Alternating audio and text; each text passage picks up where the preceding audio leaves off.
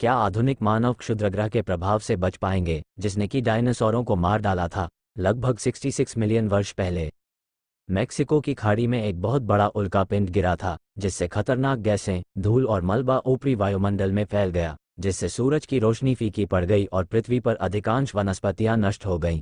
बड़े शाकाहारी जानवर भी इसके बाद आए और अंततः मांसाहारी जानवरों ने उनका शिकार किया। हालांकि ध्यान दें कि हाल ही में किए गए एक विस्तृत अध्ययन में पाया गया है कि कई डायनासोर पहले से ही विलुप्त हो रहे थे, जो कि बोलाइड या उल्कापिंड के प्रभाव से बहुत पहले ही समाप्त हो चुके थे।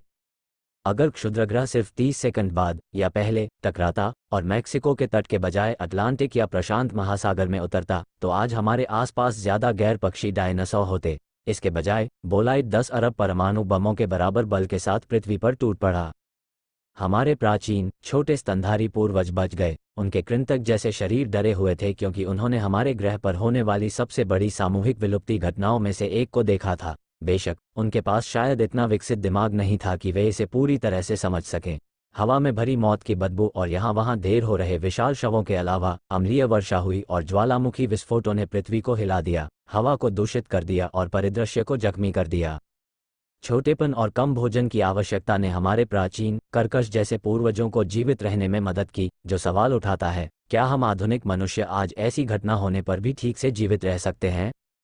एक और इसी तरह की घटना के बारे में शोध से ऐसा ही पता चलता है, लेकिन ये जटिल है। लगभग 790,000 साल पहले एक और क्षुद्रग्रह लगभग 1 किलोमीटर लंबा था, जो पृथ्वी से इतनी ताकत से टकराया कि इससे मलबा वायुमंडल में उछल गया, जिसने पृथ्वी की सतह के 10वें हिस्से को ढक लिया। गड्ढा अभी तक नहीं मिला है। वैज्ञानिकों का कहना है कि इसका व्यास लगभग 40 से 100 किलोमीटर होगा।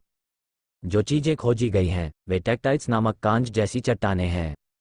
बड़ी किस्मों का वजन 20 किलोग्राम 44 पाउंड तक हो सकता है। वैज्ञानिकों ने हाल ही में इन पत्थरों का विश्लेषण किया। उनके निष्कर्ष जर्नल जियोलॉजी में प्रकाशित हुए। यह उस समय की सबसे बड़ी घटना थी जब मनुष्य पृथ्वी पर थे और विकसित हो रहे थे, जैसा कि वे हमेशा से होते आ रहे हैं। शोधकर्ताओं का कहना है कि यह घटना हमें इस बात का सुराग देती है कि क्या आधुनिक मनुष्य आज के डायनासोर के आकार के प्रलय से बच सकते हैं। इसका उत्तर हाँ है, लेकिन यह मुश्किल होगा। अब तक टेक्टाइट्स ऑस्ट्रेलिया, एशिया और अंटार्कटिका में पाए गए हैं।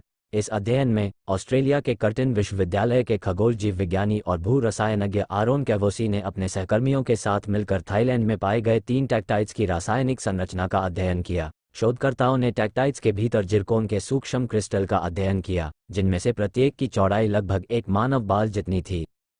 इनमें दुर्लभ खनिज रीडाइट के लक्षण दिखाई दिए, जो बनने के कुछ सेकंड बाद ही गायब हो जाता है। कैवोसी ने कहा, रीडाइट को बनने के लिए काफी अधिक शॉक प्रेशर की आवश्यकता होती है, उच्च तापमान की भी आवश्यकता होती है। टेक्टाइट्स में जिरकोन का अभिविन्यास दक्षिण पूर्व एशिया में कहीं होने वाले प्रभाव की ओर इशारा करता है, संभवतः थाईलैंड के पास। हालांकि ये नमूने बहुत कुछ बताते हैं, लेकिन जो चीज़ गायब है वो है प्रभाव स्थल का सटीक स्थान। यह आश्चर्यजनक है कि इतना बड़ा गड्ढा अभी तक नहीं मिला है। कैवोसी ने कहा, हमारे बहुत दूर के पूर्वजों ने इस प्रभाव को देखा था। हो सकता है कि वे अपनी अंगुलियों को घसीट रहे हों, लेकिन 50 से 100 किलोमीटर व्यास के प्रभाव के निर्माण जैसी घटना ने निश्चित रूप से उनका ध्यान आकर्षित किया होगा। टेक्टाइट्स की जांच करने वाले आगे के अध्ययनों से क्रेटर के स्थान का पता चल सकता है। भले ही यह एक भयावह घटना थी, लेकिन हमारे पूर्वज जीवित रहने और पनपने में सक्षम थे, क्योंकि मलबे ने वायुमंडल में उछाल दिया होगा, जिससे जलवायु में महत्वपूर्ण परिवर्तन हुए होंगे। इसने हमारे पूर्वजों को कैसे प्रभावित किया और शायद मानव विकास के पाठ्यक्रम को कैसे बदला, ये समझना मुश्किल है। हालांकि अधिक सुराग हमें इसे बेहतर ढंग से समझने में मदद कर सकते हैं। तो क्या होगा अगर कोई धूमकेतु या कोई बड़ा क्षुद्रग्रह पृथ्वी से टकरा जाए? ज्यादातर वैज्ञानिकों का कहना है कि हमारे ग्रह को हर 10 लाख साल में ऐसे क्षुद्रग्रह से खतरा होता है। हमें जल्द ही ऐसा कोई क्षुद्रग्रह नहीं मिलने वाला है। ज्यादातर क्षुद्रग्रह मंगल और बृहस्पति के बीच में हैं और इनसे पृथ्वी को कभी कोई खतरा नहीं होगा। हालांकि ऐसे हजारों हैं जो संभावित रूप से हमें प्रभावित कर सकते हैं।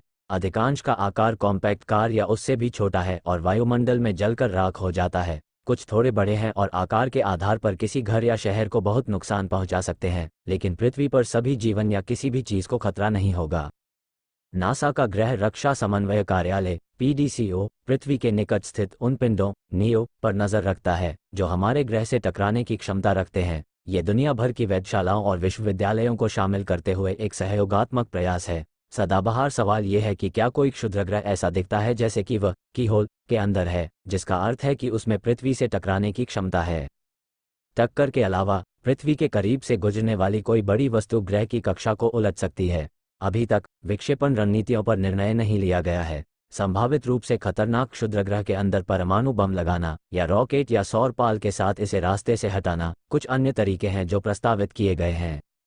अगर हम असफल हो जाते हैं और एक बार फिर कोई बड़ा क्षुद्रग्रह हमारी दुनिया से टकराता है जिससे दीर्घकालिक प्रभाव पड़ता है, तो अधिकांश पौधे कुछ ही हफ्तों में मर जाएंगे। बड़े पेड़ अपने सिस्टम में शर्करा के निर्माण और धीमी चयापचय के कारण दशकों तक जीवित रह सकते हैं। सूक्ष्म जीवों और छोटे जीवों को छोड़कर उसके बाद बहुत अधिक जीवन नहीं बचेगा।